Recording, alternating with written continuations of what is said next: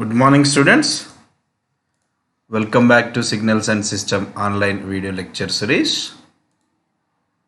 We have been discussing the fourth unit, that is discrete time signals and systems. Anyway, 50% of the discrete time signals and system we have studied in the first unit itself only. The first unit is about the signals and the system, various types of signals and the systems. Signals can be broadly classified into the continuous time signals and the discrete time signals. We have studied about the various discrete time signals in the first unit itself, such as unit step signal, unit ramp signal, impulse signal, exponential signals, even signals, odd signals. All these we have studied in the discrete time signals. And another part also we have studied unknowingly, such as discrete time systems in the first unit itself. As we have discussed the various types of systems in the first unit, such as continuous time systems and the discrete time systems. Discrete time system is a one which completely deals with the discrete time signals only. A signal is defined at a specific instant of time. That signal is called as a discrete time signal. If a system deals with such type of signals, that system is called as a discrete time system. So anyway, all these things we have studied in the first unit itself only. In entire signals and system, we left with the 50% of fourth unit only. And for the second mid examinations, from the Fourier transform onwards, and total syllabus will be there for the second mid examinations.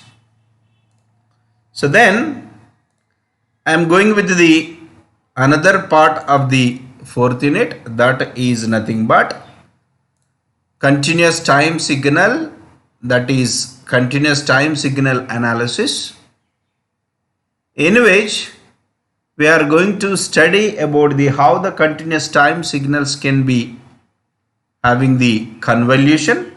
And after that, we have to apply the same thing for the discrete time signals. First, we have to study the convolution in the continuous time signals.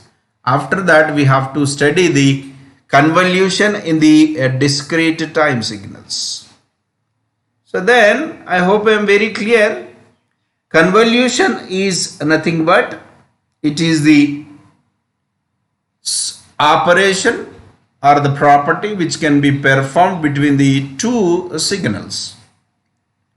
In this animated video, I am going to explain the convolution of the two signals, such as x of t and the another signal.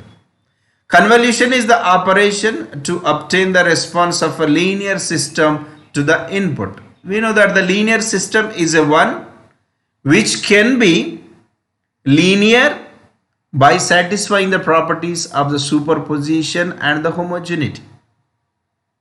For that linear system, we will be giving the input signal is a continuous time signal, that is about the x of t. X of t is a continuous time signal, and that is we are going to get the convolution operation to obtain the response of a linear system, that is x of t. The output is y of t, is given as the weighted superposition of impulse responses. So then y of t is nothing but output. It is a response. It is a response is nothing but it is a weighted superposition of impulse response. Impulse response we have studied. If this is a LTI system, linear time invariant system, for which we will be giving the impulse signal that is about the del of t. Impulse signal is about del of t, and for this input signal, the response from the LTI system, we can call it is the impulse response. Impulse response is denoted with generally h of t. It is nothing but a response is also called as output. By applying the input signal is the impulse signal, continuous impulse signal. Then we are examining its output, that is a linear time invariant system output. That response is called as impulse response, that is with the time shifted by the tau. Tau is a dummy variable. Now I am going to explain this convolution time so that a continuous time convolution in the continuous signal, such that you can easily apply the same knowledge to understand the discrete time convolution. What is the learning objective of this continuous time convolution? After interacting with this learning object, we will be able to explain the convolution of the two continuous time signals. The students, you have to be very careful that explain the convolution of two continuous time signals I am explaining. But I have asked the question in the second mid examinations, that is about explain the convolution of the two discrete time signals. That means if you are good at the convolution of two continuous time signals, then you can apply the same knowledge to solve the or to explain the convolution of the two discrete time signals. So learning objective of this lesson is to understand the convolution of two continuous time signals. So convolution, it is nothing but it is the response of a linear time invariant system by applying a continuous time signal, that is x of t. Then we have to go with the convolution property of that LTI system, linear time invariant system, when it is applied with the continuous time signal such as x of t. So now I am going with the definitions of the components, such as already we know this one. So convolution of the two signals. Convolution can be done with the two signals. Let assume that x of t is a signal and h of t are the two continuous time signal, and these two signals we wanted to make convolution between them. So we wanted to make the convolution between them such that we have chosen the two input signals such as x of t and h of t. So the convolution of the two signals can be denoted. That means what we know, that just now I have explained, that is it is a LTI system to which we will be giving the some two input signal. One is x of t, another one is h of t. Then we will be getting the output is about that is a convolution of the two signals, that is a output response or the transfer function we can call, that is y of t is equals to, convolution can be denoted with x of t star h of t, x of t star h of t. One may ask the doubt is that what is h of t? H of t is nothing but it is the impulse response. So now this y of t is equals to it is nothing but convolution of the two signals such as x of t and h of t. X of t and h of t, then x of t is one continuous time signal and h of t is the impulse response of the linear time invariant system. Then y of t is equals to, mathematically we can represent, it is the notation, it is a representation for the convolution of the two signals, but actually the mathematical equivalent expression for that one is integral minus infinity to plus infinity. X of tau is a variable, that is a integration variable, and we can call it as a dummy variable also.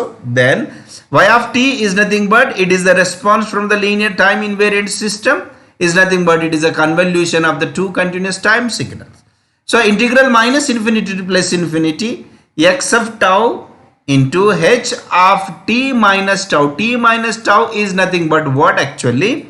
H of t. H of t is what? H of t is the impulse response, and it is acting as an input for the linear time invariant system. But h of t minus tau is nothing but it is a time shifting operation applied on the h of t.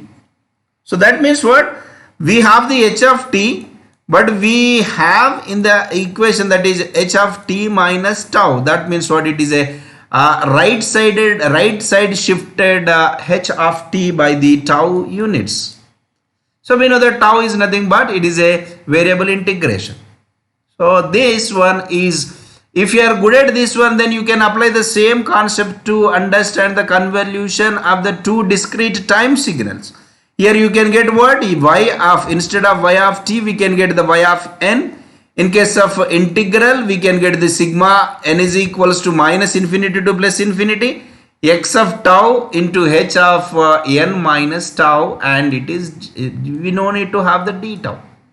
Likewise, you can, if you understand the convolution of the two continuous time signals such as x of t and h of t, that is very easy to understand the convolution of the two discrete time signals such as x of n and h of n, so that we can get the output response of that convolute signal such as y of n is equals to x of n star h of n.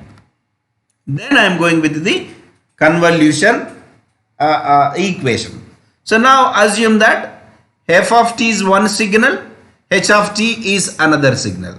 F of t is one signal, g of t is another signal, and we are making the convolution between these two signals. We are making convolution between these two signals. The star represents, we know that the star indicates the convolution.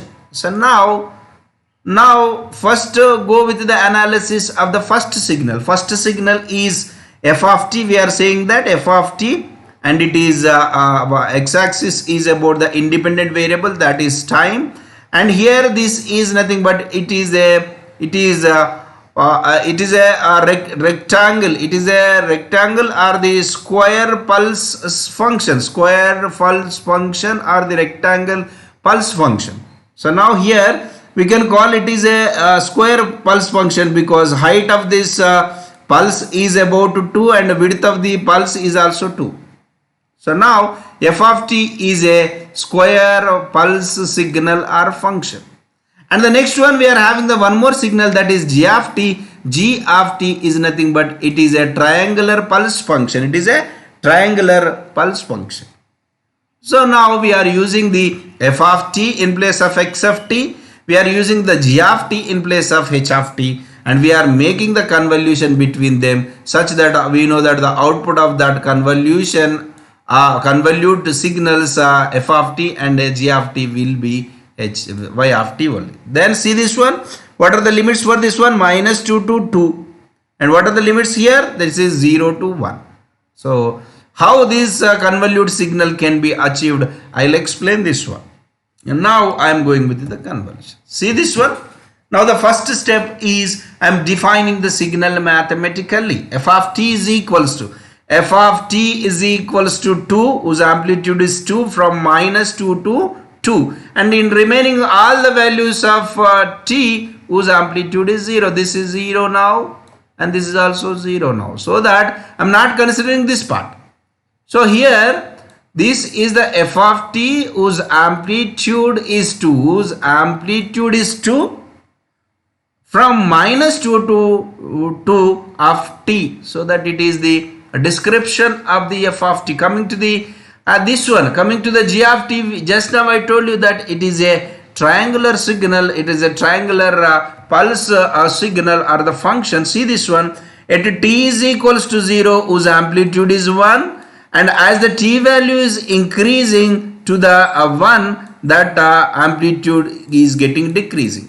So that what? First at t value substitute at t is equals to 0. At t is equals to 0 whose amplitude is 1 I am getting. As the t value is increasing, then amplitude is also increasing. You can write this one is very simple, that is 1. Actually amplitude is 1 at what t is equals to 0, and it has been reducing, 1 has been reducing as the t value increases, so that you can write it is 1 minus t or minus t plus 1, both are remain same only. So now I have the mathematical representation of f of t, I have the mathematical representation of the g of t. So this one, now I have to go with the convolution of f of t and the g of t. We know that what is the convolution, in what way we can represent the convolution. Y of t is equals to, we know that y of t is equals to f of t star g of t. That means what? F of t in convolution with the g of t, or the g of t in convolution with the f of t. So y of t is equals to, we can have the formula integral minus infinity to plus infinity f of tau. This t is replaced by what? Tau. And g of t is replaced by g of t minus tau, where tau is nothing but it is the dummy variable. Just now I have explained it is a dummy variable. Then how it can be achieved, I'll explain. Now I am going with the g of, what we have to have actually, see this one, we require to have the signal, that is g of t minus tau, g of t minus tau. So that means I am going with the signal. First one is what? This f of t remains same only, f of t is remains same, so that I can call this is f of tau, this is f of tau. Tau is a dummy variable, so that I can call this is tau. Now this blue color, this blue color signal, that is nothing but it is the f of tau only. This is f of tau. This signal is f of tau. Then we require to have what? We require to have g of t minus tau, g of t minus tau. That means what? G has to be shifted, g has to be shifted, that we have to go with g. This is what it is, g of t. First it is with the time shift, time reversal operation, that is g of minus tau. This is what earlier in the previous case, this is what it is, g of t. Now we are replacing the t by t minus tau. That means what? We have to shift it, we have to apply the time reversal operation. See this one? Now time reversal operation we applied, time reversal operation applied, but we require to have what? We require to have, that is g of t minus tau, g of t minus tau. That means what? Tau units, it has to shift the left side, because here we plotted what? Here we plotted g of minus tau, because this is a minus tau only, right? This is a minus tau, and here we plotted the g of minus tau, and t minus, that means what? T is a positive, so that it shifts the left side by the tau unit, so that we can call this here to here, this is tau. So now we are having the reverse version of g of t, that is g of minus tau, and the shifted version of g of minus t, that the g of minus tau, that is what? Afterward we are having, actually we have to plot what? We have to plot g of t minus tau, in which we have g minus tau is there, see, g of minus tau, because it is now, it is not t, now it is tau, so that we have to plot g minus tau, so that we g minus tau we plotted. After that t is added, t is what? It is positive. Positive means actually it has to shift to the left side, so that it has shifted to the left side. Now this is what? Now this is about the f of tau, this is about g of t minus tau. Point is very clear that we have replaced the t by the tau. Tau is a dummy variable, so that now this is f of tau. Second signal we require to have what? It is g of t minus tau, t minus tau. Now the t is replaced by tau right here, So that here first we have to plot g minus tau. Minus tau is nothing but we have the g of tau and it has to be shifted left to side because we are applying the reversal operation. After that we are adding the t. T is positive, so that due to the reverse operation it shifts left side only. Now we have to go see this. Now this is what? It is about f of tau, and this is about what? It is g of t minus tau. G of t minus tau. Now it is g of t minus tau. Now it is a signal f of tau, it is shown, and it is also the function do not overlap. The two functions do not overlap. Under area the product of function is 0. That means what? The product, if you take the product of these two, that is 0. There is no overlapping area between them. So that it is there is no overlapping, so that the area under the product of the two functions is 0. Then we are going with the stage 2 now. Now stage 2 I am going with now I am taking this minus 2 less than or is equals to t less than minus 1. Then I am shifting my signals to the left side. See this one? Now whatever the signal is there for t less than minus 2. Stage 1 is what? T is, this is a t, right? This is a t. It is less than minus 2. Now I am going with the stage is about stage. T is between the minus 2 and minus 1. Minus 2 and minus 1. Now we have the overlapping area. What is the overlapping area? This is the overlapping area. So now the signal f of t is shown. The reversal and shifted is also shown. The part of g of t overlaps the part with the f of t. From where to where it is overlapping? It is overlapping from minus 2 to t only. It is overlapping from minus 2 to t. It is overlapping from minus 2 to t. Even here this t also negative one only. We know that. So now in this minus 2 to t, what is f of t? Obviously f of t in this minus 2 to t, f of t is, or f of tau is about 2 only.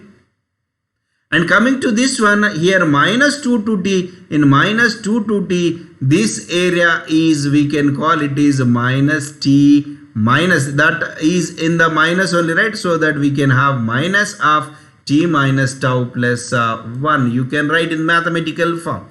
Likewise, you can go with the step 3, and I am proceeding towards that one such that I am changing the limitation so that I am going to get this one is like this.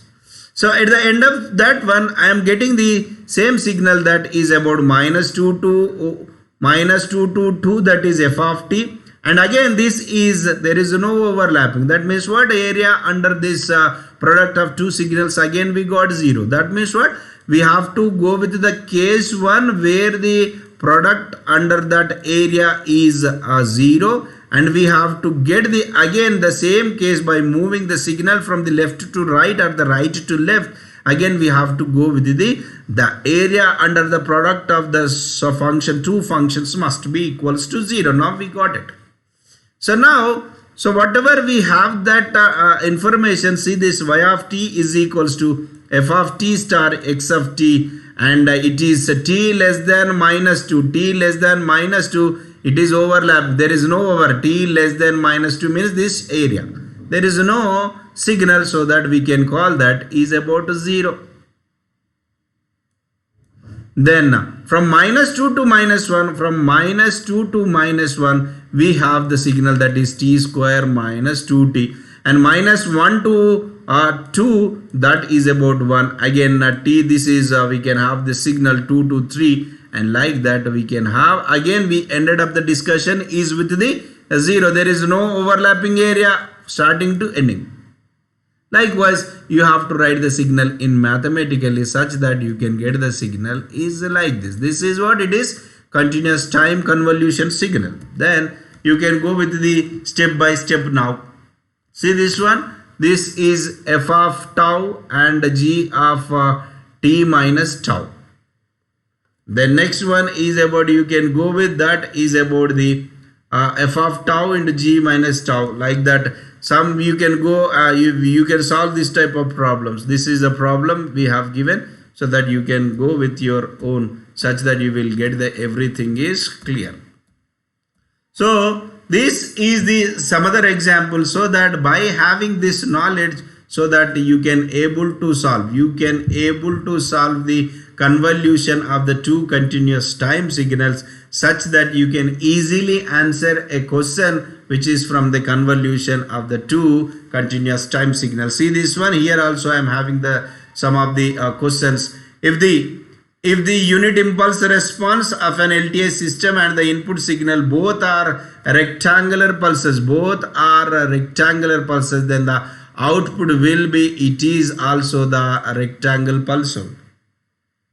So likewise, you can go and verify this one. Likewise here, these are the some questions, but anyway, we are not having any multiple choice questions. We deal with the only discrete type signals, descriptive examination, so try to solve the more problems in this one, such that your doubts will be clear. In the next class, I am going to explain about the convolution in the discrete time signals. Convolution in the discrete time signals, within 2 or 3 classes, the complete the signals and system is going to be completed, such that you will be good at the complete signals and system. And it is one of the interesting and the easiest subject to score the maximum 70 marks in the examination. So students, don't waste the time, and be ready with your preparation, and be ready with the preparation, and you can write the exams well. Thank you, students.